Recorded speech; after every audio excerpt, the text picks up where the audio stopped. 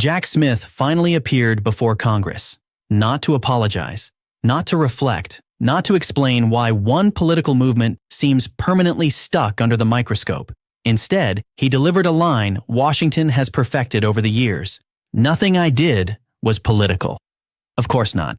Just like the IRS wasn't political when conservative groups were targeted. Just like the FBI wasn't political when inconvenient evidence vanished. Just like the Department of Justice insists it's independent, while moving in perfect sync with election calendars. And once again, Americans are told to accept it on faith. If this isn't political, then words have lost all meaning.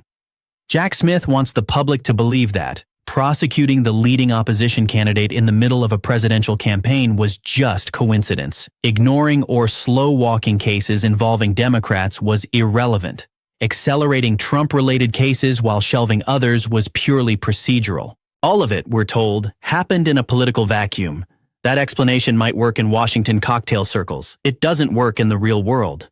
Politics isn't defined by what you say. It's defined by who you target, when you target them, and who gets a pass. And by those standards, Jack Smith's record speaks louder than any testimony. Jim Jordan said what millions of Americans were already thinking. After hearing Smith's testimony, Congressman Jim Jordan said something refreshingly honest. Nothing in Jack Smith's testimony changed my belief that this is political. That statement didn't come from partisanship. It came from pattern recognition. You don't erase political intent by declaring yourself neutral. You erase it with consistency. And consistency is exactly what Americans are not seeing. When justice applies differently depending on party affiliation, it stops being justice. It becomes enforcement. A justice system with two speeds. Consider the contrast. Hillary Clinton's email scandal was deemed careless but not criminal. Hunter Biden's business dealings took years to reach modest charges. Trump, meanwhile, faces relentless pursuit, rapid escalation, and nonstop legal pressure. Same system. Very different urgency. Washington tells us not to notice. Americans noticed anyway. This isn't about protecting Trump as a person. It's about protecting the principle that law enforcement should not function as a political weapon. The real issue isn't Trump, it's the precedent. Here's the uncomfortable truth Jack Smith's defenders won't address. This isn't just about one man.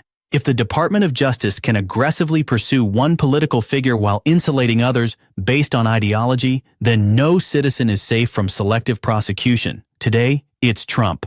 Tomorrow, it's anyone who challenges the establishment. That's not democracy, that's managed dissent. And no amount of carefully worded testimony can hide that reality. Washington wants trust, but refuses accountability. Jack Smith asks Americans to trust him. Jim Jordan asks for transparency. Those are very different requests. One demands belief without evidence. The other demands oversight, the very mechanism the Constitution was designed to protect. And that's why Jordan's position resonates far beyond party lines. Because once the justice system picks sides, the rule of law becomes a slogan, not a safeguard. Conclusion. Americans aren't buying the script anymore. Jack Smith can repeat the phrase, "This isn't political," as many times as he wants. But timing matters. Targets matter. Selective urgency matters. And Americans understand something Washington hopes they won't. When justice only moves in one direction, it's no longer blind. Jim Jordan didn't say anything radical. He said what millions of Americans already know. If this truly weren't political, it wouldn't look political at every single step.